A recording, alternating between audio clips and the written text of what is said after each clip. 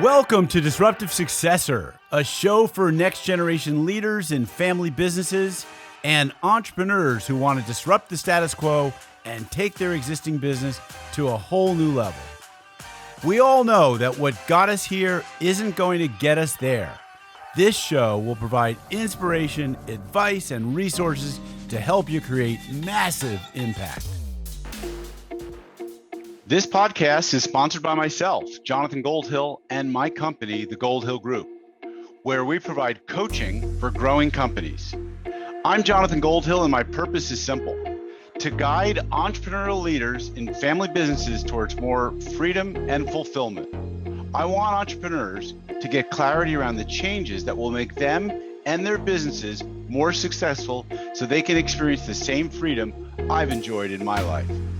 Our proven practices challenge business owners to think differently about their business and how they're running it, and quite literally become game changers in our clients' companies. Learn more at thegoldhillgroup.com website, where you can schedule your free strategy session.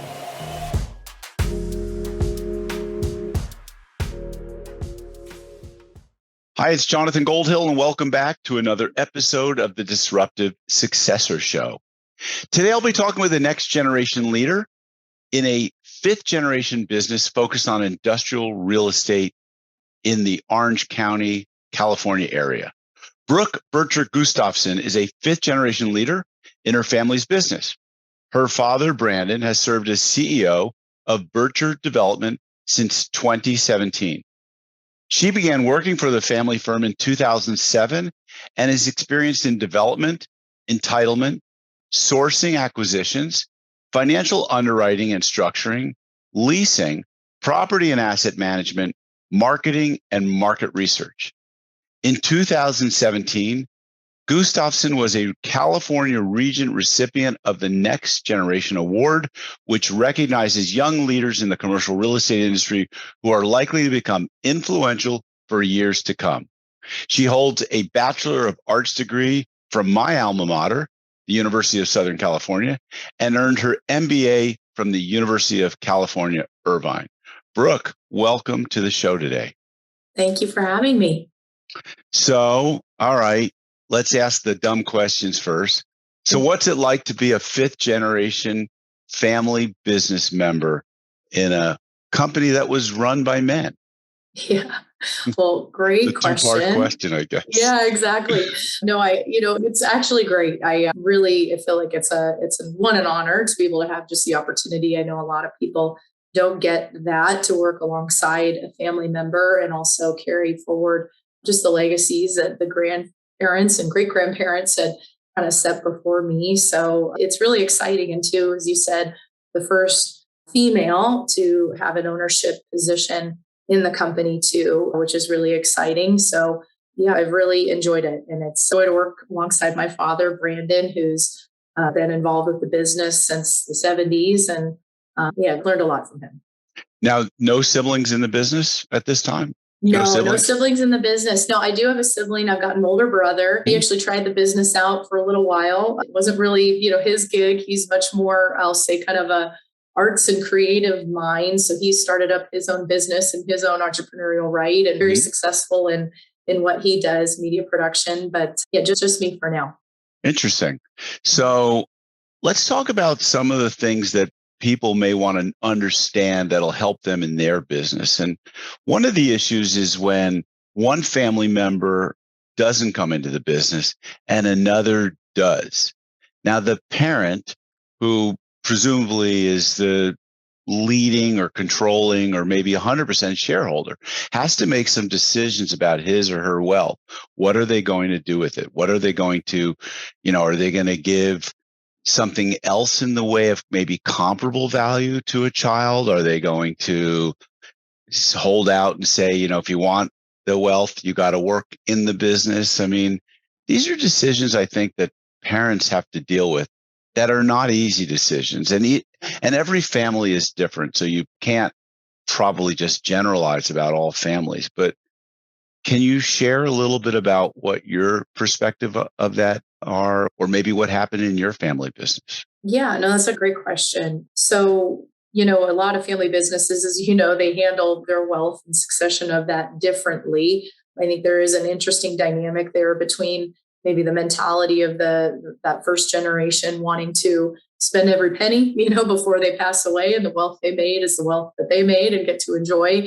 Others elect to pass that down, and that comes with its own, I don't want to say demons, but also just its own challenges, I should say, and kind of what that means when you haven't worked for the money and you've just inherited it, what that could kind of cause.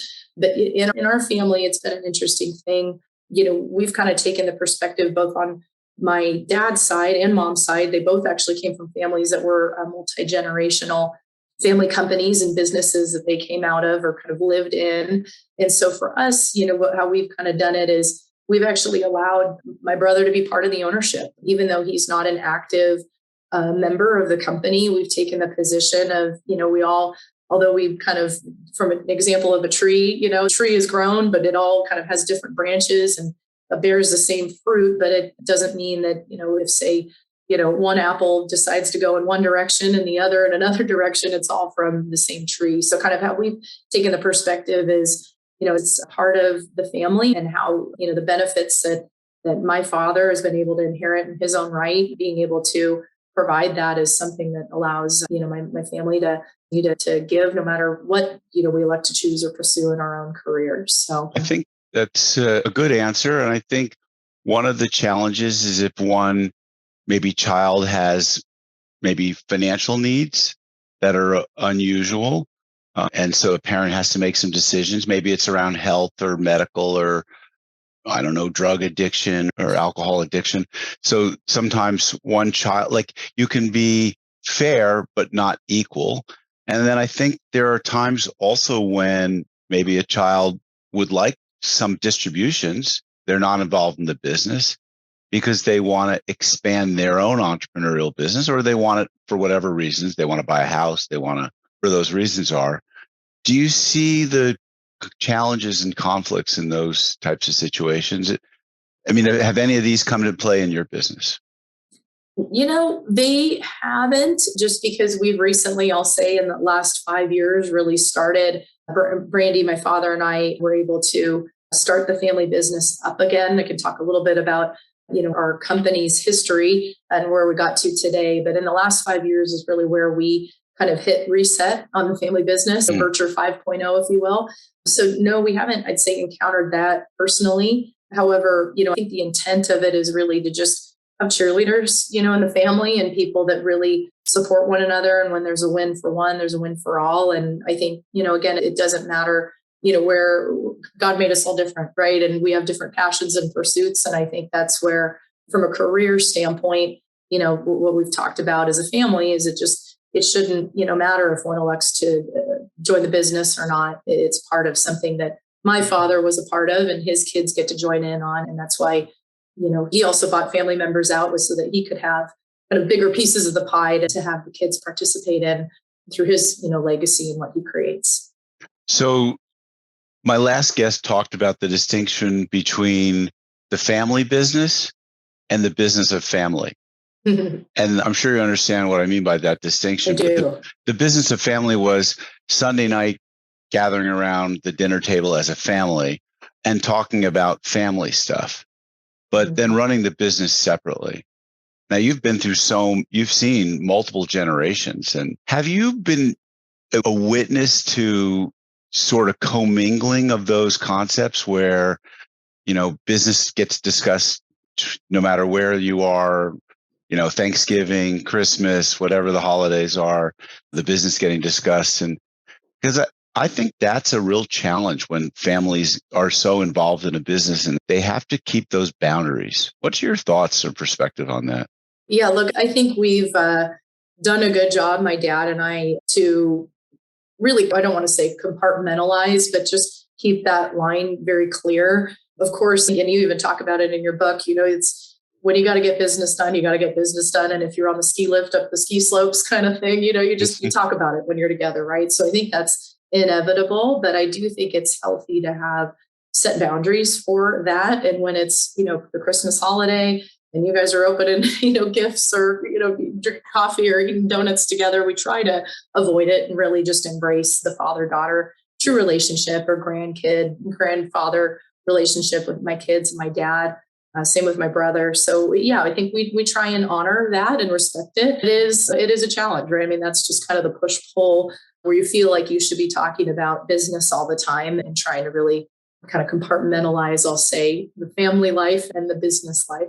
What was it like growing up in your family?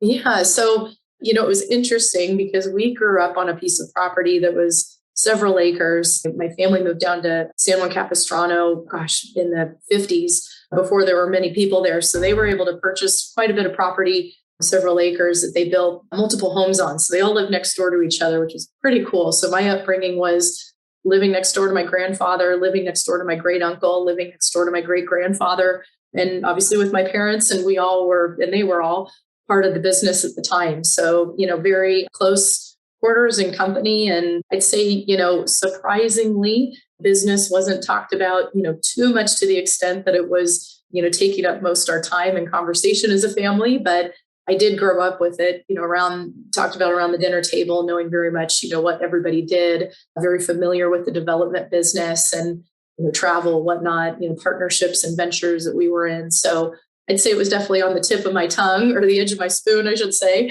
at the dinner table. But yeah, it was at least honored too in that way as well. Well, I bet, judging from the description of your company, that there was more conversations around finance and deal structuring and legal, like entitlement, development. Yeah. So you like the real head for business kind of stuff, as opposed to the people side of the business, which I've seen.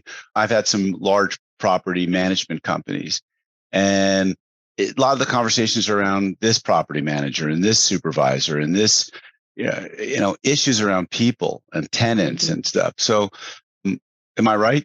Were the conversations more around, Yeah, I would say so, which I think what gave me, I'll say, just since a kid through to now, a competitive edge in thinking, maybe strategic thinking on the business side, because it's just came more fluidly and naturally to hear it all the time about how they were working through challenging deals or structures, like you said, exactly, or creative new projects they were working on that were cutting edge and innovative. So I think that was kind of what helped me have it come second nature. But to your point, yeah, personnel, that was usually pretty silent over the years. So that's something that has been learned, I'll say. Yeah. So I want to talk about Birtcher 5.0. But first, I want to make the comment that a lot of family businesses are operating businesses, and they buy the underlying asset, the real estate that they're operating from. And then what they do is they sell off the business, maybe to a private equity or to a private buyer, but they maintain ownership of the real estate. And they take some of their assets and go out and buy more properties. And then it becomes basically like a real estate family business. But your business has always been a development business. It's always been a, ground up, develop, and then property management afterwards.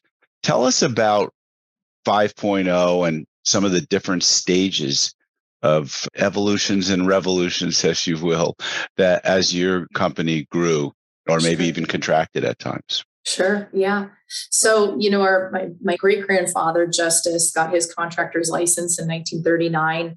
His son, Fayette, was actually an entomologist and studied bugs. And so when they lived in Orange County, developed relationships with the Grove owners and was able to, through those relationships, have options on land or purchase land that were significant in scale and be able to develop business parks and industrial parks, some residential too, that allowed us to kind of catapult into the development sector. So that's kind of where our roots were. And, the post-World War II boom, the demand for industrial and business parks was very high, and also obviously residential as well. So we were more focused on commercial and industrial since the onset of the business. But looking forward and kind of fast forwarding to Birtcher 5.0, we've had significant relationships in our past that have put us in a position where we are today, had an ability to learn a lot from each of those ventures. We were Southern Pacific Railroad's in-house sole developer from the 70s through to the 90s. So developed on prime real estate, railroad property. We had ventures with the Japanese. We had the first general contractors license down in Mexico, and did quite a bit down there too. So having international experience also in, I'll say 2012, we partnered with Goodman Group out of Australia, which is the largest publicly traded REIT globally. We brought them here and their presence to North America, grew them organically, about $3 billion of equity and 45 employees that we grew out of 5 and a fresh pipeline of products. So I've kind of been able to, and I'm saying this long-windedly, but been able to see and touch a lot by way of our resources and mentorship from my granddad, father over the years, and kind of lessons learned. And so I'll say that Birtcher 5.0 will look more like a development and asset management company. We like to say an asset management company that also develops, because that's one thing looking back in hindsight in our 80-year history, is that we never held on to the assets or had full control of the assets that we built.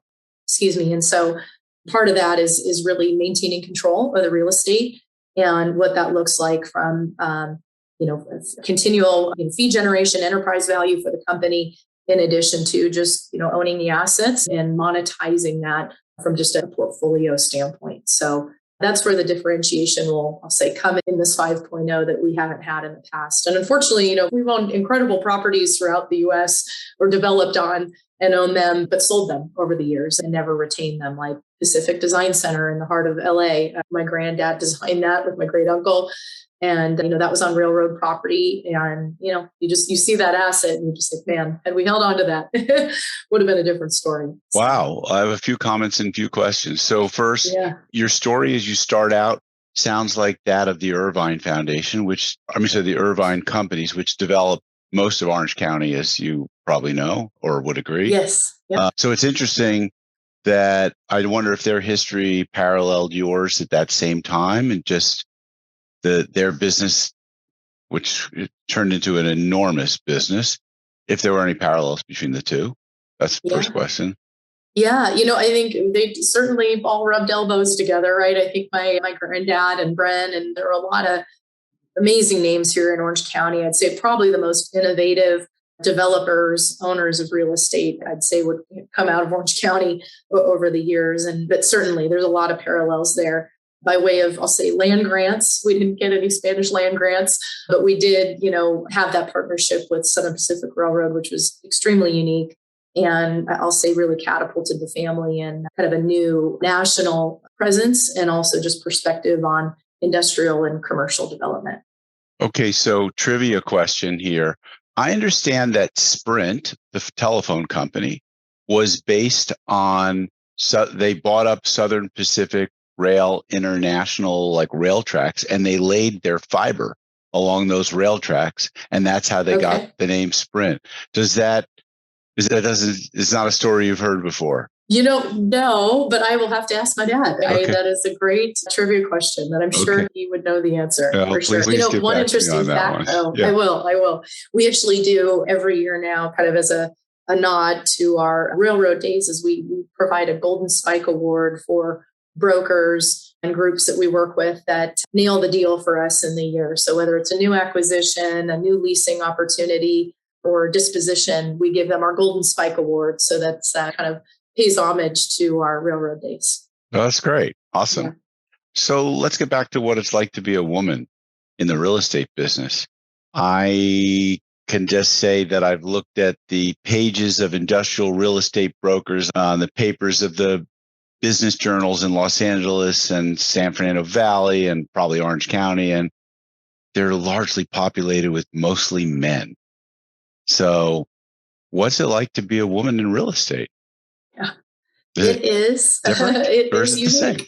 Okay, tell us about it. It is. I'd say, look, I like to not, to think of it too much as a differentiator. I'm the type of person, I just put my head down and just keep working regardless, male or female. But I think it is an edge, I'll say. I would say probably men enjoy working with women, or at least just, have maybe sometimes the conversation is easier or different, right? So I just think there's a possible edge there. There are more women entering, the business as I've seen it in leadership roles. I know ProLodge just recently hired our kind of promoted woman in there to head up their West Coast development arm, which is great. So I think we're seeing just a lot more women were present, but it is certainly, I'll say in my generation, a new face of real estate, especially in industrial.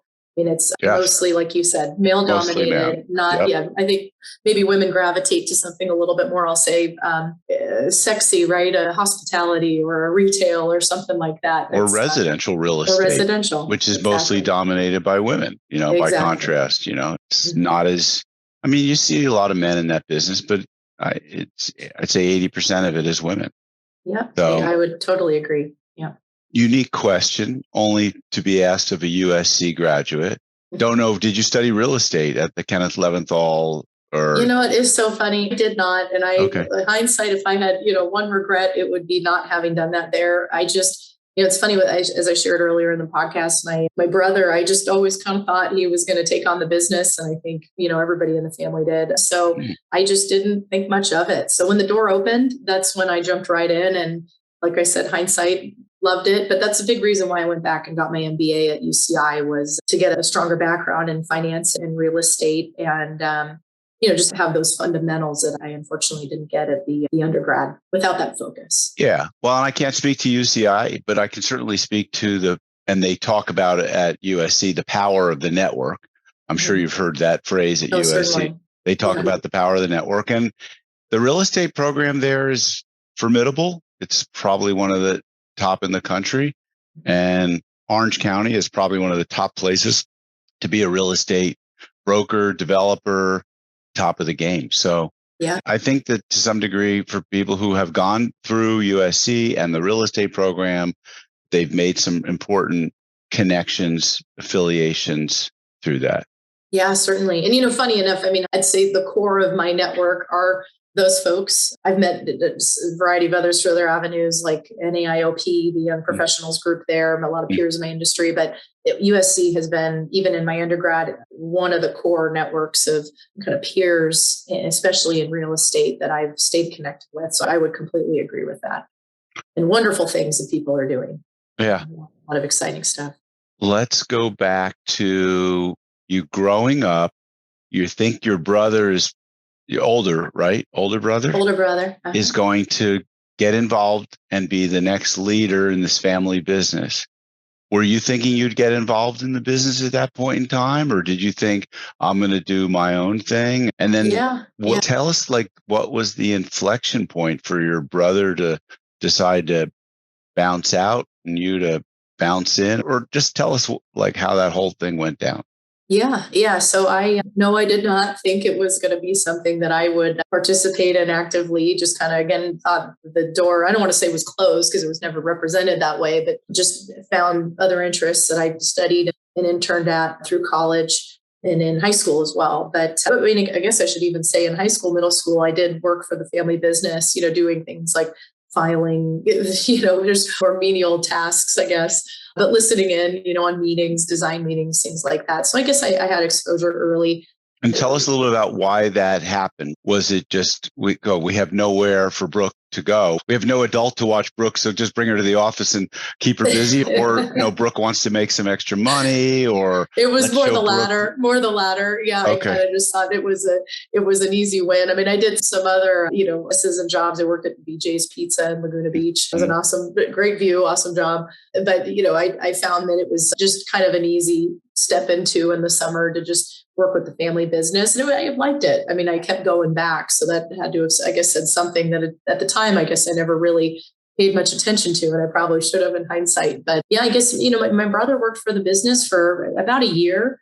And again, his heart and passion is in media production and kind of more, I'll say, music and athletic focused. And has always been that way. So he's my cooler older brother. But so he decided to just kind of, when he gave it a try, it wasn't for him. And that's what really opened the door for me. I mean, it was within, I'll say 12 months of my graduation at SC that the door opened. And I thought, man, I'll give it a try. And things weren't really working out. And where I had interned, I thought I wanted to go down a PR kind of marketing path, did a couple internships in New York and LA, traveled a bunch and just really tried to give other opportunities and where I thought my passion was a go, but it just ended up leading to the family business ultimately. And so it's too early to ask whether there'll be a sixth generation in the Birtcher Development business. But if your older brother has children, I don't know, could they possibly be someone who would be engaged or interested in the business and be invited in? Sure. Yeah. No closed door here. My dad and I own the business, and as I shared a portion of it with my brother. So yeah, I mean, the door is certainly open. Okay, good. Let's talk about the transition of ownership where your dad gave you or sold to you part of the business. How did that come to be? Where were you in terms of your emotional, intellectual maturity? What were some of the thoughts that maybe he had or that you had? Like, how did that come about? Yeah. So it was about 5 years ago, 2017, when we formed the Birtcher Development Company again, 80-year-old history. But in 2012, we had sold our interest in the company to a group called Goodman Group out of Australia. Like I had mentioned, one of the largest publicly traded REITs, and focused on industrial. Through that venture, we helped grow their business organically, grew from 5 employees to 45, again, put about $3 billion of equity to work on industrial assets and sites that we had procured through the global financial crisis. So I had a good look and window into how to really start and grow a company through that experience. And what was really cool was the ability to also have what was originally my kind of had my background focused on, I'll say, family business solely, because I worked with Birtcher and my dad before that, not in an ownership perspective. But when we transitioned to the Goodman Birtcher partnership, I really had an opportunity to see how an institution is run and a publicly traded company is run, and how they report and how they, just all the ins and outs, right, of hiring and best practices. So really great way for me to just learn and see how I wanted to run the business for the family in the future. And I think it was always something that was in the back of my mind of an opportunity that I wanted to take on. We did have, as part of our venture with them, 4-year commitment. And so, we both talked about it and thought it was the right time in 2017 to sell our interest, and right time in the market to just jump in and start things over from scratch with kind of a blank slate, no legacy projects, no legacy people, and really no legacy venture, right? Get to pick our partner, pick our people, pick our projects, and grow organically from there. So that was what was exciting for me. And I'll say, by way of, where I was from a maturity standpoint, I'm always growing, always learning. So I won't ever say that will stop, right? I mean, there's always, a time for me to keep doing that. But I guess the season was really right. I think I had learned quite a bit and was ready to take on the responsibility of it all. And alongside my dad, I mean, we never had that opportunity to work in that capacity together. And it's been really cool. It's a great mentor, and he's learned a lot in all his ventures. So we really got to structure it right. He'd done family business before with many, cousins and uncles and his dad and granddad involved. So he also kind of knew his ideal structure. So we just kind of put our minds together and took it as an opportunity to really just draw up the right plan for us and what made it work from a lifestyle perspective and legacy perspective, and all the pieces that come together for both generations, kind of satisfy us both in our goals. Does a firm like yours put together some corporate documents like a buy-sell agreement between the two partners, just in case, God forbid, something happens to someone? Exactly. Yeah, we've got our partnership, the kind of ownership docs and all that are set, if anything were to happen, if I got hit by a bus, if he got hit by a bus, all that stuff. So yeah, exactly. We've got all that structure in place. Exactly. Good. So you really do treat the business like it's a business, and it's organized like that way. Exactly. Okay. Yeah. What was COVID like for you guys? That was interesting. Well, personally, we had just had twins and our young daughter at home. So that was wild, just from, I think, everybody, bringing work home was a challenge. I think our little ones were like 6 months old. So both my husband and I work. So we were working in and out of our garage, taking shifts, who was working on, who was off. But professionally, for us, it was really interesting. We actually had kind of our most significant time of growth during that period. For industrial real estate, we saw the result of the pandemic draw out some new demands in our industry that weren't there before. You hear of maybe safety supply. We all saw toilet paper run out, different, food, just all commodities, right? A lot of commodities that we took for granted. We ended up needing a lot more of that here and in stock. So that shot demand through the roof, and the need for more warehousing space by our customers who we build for. So that was a great opportunity. And then I think just a flight to safety and quality, knowing what was happening internationally. A lot of money was wanting to invest in safety and quality, like I said, and that was really in the industrial sector where there was kind of a guaranteed certain return, minimal capex, and just an opportunity for growth by way of just nationally a lot of opportunities for development. So we saw a lot of growth in our company, and it was amazing. I don't want to say a good thing for us, but it definitely was a great time for growth for Birtcher. Oh, that's amazing. So industrial property were good assets to hold. Sounds like commercial property, probably not such good assets to hold, office and whatnot. A client of mine who has a very large property management company based out of Florida, but investing all over the United States, has traveled far and wide to Midwestern states and others to look for opportunities because they don't find that the cap rates can give any kind of return. Are you finding that it's difficult to find investment opportunities in Southern California? Yeah. Yes, it's interesting. We actually have a philosophy of building in the highest barrier to entry, highest absorbing markets. So we really focus on the markets that mitigate a lot of that risk. That, of course, comes in turn with now you're working with political risk and entitlement risk that are challenges and headwinds that we face daily, and trying to get a project approved, especially in California and for our product type in California. But yeah, we've seen quite a bit of opportunity, I'll say, in Southern California infill markets where absorption remains high, rents remain, continue to increase. And even with the pandemic, we saw as a result of that, just a significant influx of investment for our particular product type. Obviously, now the financial markets have shifted a bit. So economically speaking, we've got lenders that are sitting on the sidelines and interest rates going up, making it more expensive. So I think it's the bid-ask spread that's resetting kind of the reality in the market. And that will take some time to adjust and people to really understand where values are at. But I think for us, from a financing perspective, we've got a great partner in ways that we look at opportunities that I think differentiate ourselves to keep us really active and focused on growing our pipeline. That's amazing. What's the future of industrial real estate look like for Birtcher Development? Yeah, I think we have to stay ahead on innovation. I think our customers are looking to us to help provide the best and highest quality assets for their operations. So staying close to how our customers operate, innovations and what's happening in the supply chain. I think we're going to, as I said, entitlements are a challenge. So I think even just getting through basic entitlement nowadays, even for by right property, that is certainly where I think the core of having a team surrounded around an understanding of that, navigating those challenges and staying ahead of the political environment, both, from I'll say the local stakeholders as well as just government. There's a lot there. So just learning and keeping ahead of that and staying innovative there.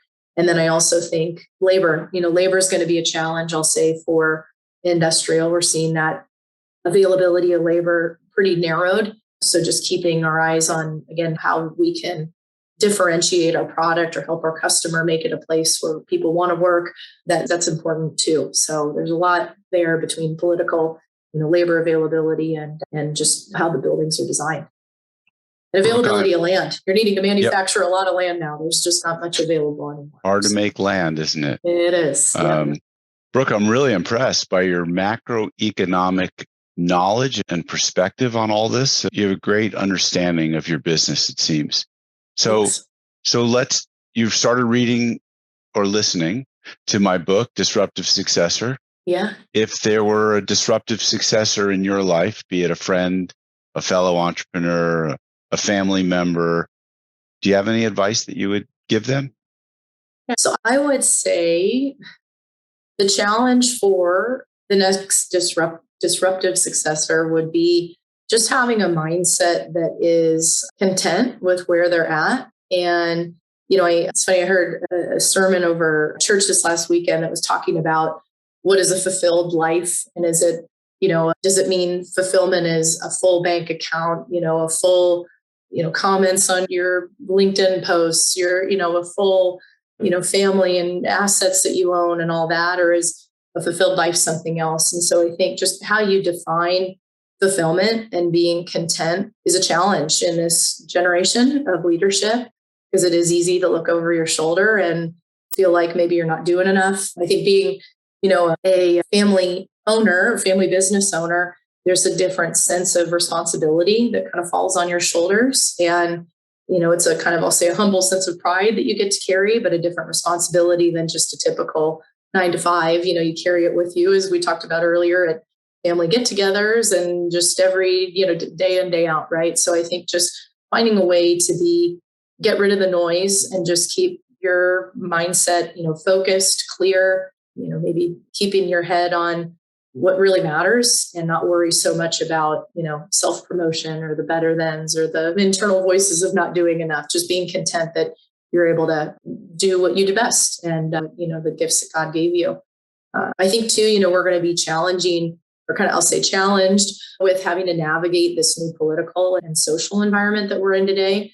I know every generation has had to deal with their own, but it is different today than it was yesterday or for yesterday's generation. And just navigating that and staying, just core to your beliefs and values. And I think that's a cool part about a family business is you can be more forthright with that. You don't have to, lead by an institutional handbook or a corporate handbook. It's good to have it, but you can really be open about your faith, or you can be open about what your whys are. I think you talk about that in your book a lot, promoting your vision and, what really matters to you and letting your team know like what drives you.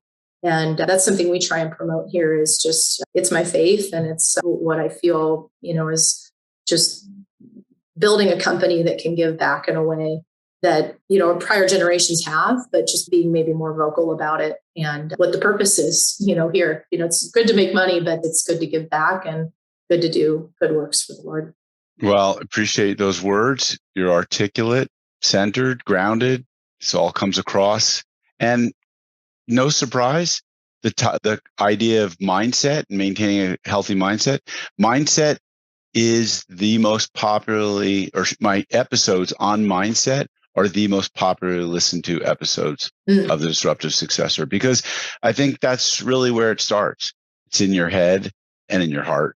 And coming from, if you're going to be successful in a family business and be the next generation leader, you have to be humble, you have to be hungry, and you have to be smart.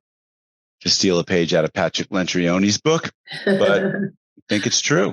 So yeah, I agree. Awesome. It's funny. My dad, he always talks about that, we stand on the shoulders of giants. And I think that's an interesting comment that he makes, an observation, because I think it's true. We have our prior generations in a family business, whether you're part of the family or taking ownership, of a family business, you have that legacy as your foundation. But what's cool is that you've got, that opportunity to just literally stand on their shoulders, and you'll see things that are different and experience things that are different. And so, again, I think you talk about in your book, it's just what was the past may not be the future. And I think that's a cool opportunity. We've all got great foundations to work from, but what you do with what you see above that or beyond that on their shoulders is a cool new perspective, and it's exciting. So I think it's a unique time to be a leader of Birtcher, and also just among peers that have an opportunity to be taking over family businesses, or kind of the succession, of family businesses. Great. Brooks, thanks so much for sharing your wisdom and your experience. It's great to have you on the show. Folks, if you got some value out of this, please share it with others. Please give us a great rating on your listening podcast application of choice, and stay tuned for future episodes of the Disruptive Successor Show. This podcast is sponsored by myself, Jonathan Goldhill, and my company, the Goldhill Group, where we provide coaching for growing companies. I'm Jonathan Goldhill, and my purpose is simple: to guide entrepreneurial leaders in family businesses towards more freedom and fulfillment. I want entrepreneurs to get clarity around the changes that will make them and their businesses more successful so they can experience the same freedom I've enjoyed in my life. Our proven practices challenge business owners to think differently about their business and how they're running it, and quite literally become game changers in our clients' companies. Learn more at thegoldhillgroup.com website, where you can schedule your free strategy session.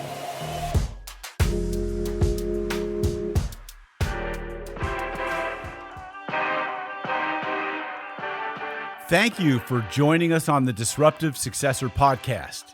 If you enjoyed today's episode, please subscribe, review, and share with a friend who would benefit from the message. If you're interested in picking up a copy of my book, Disruptive Successor, go to disruptivesuccessor.com.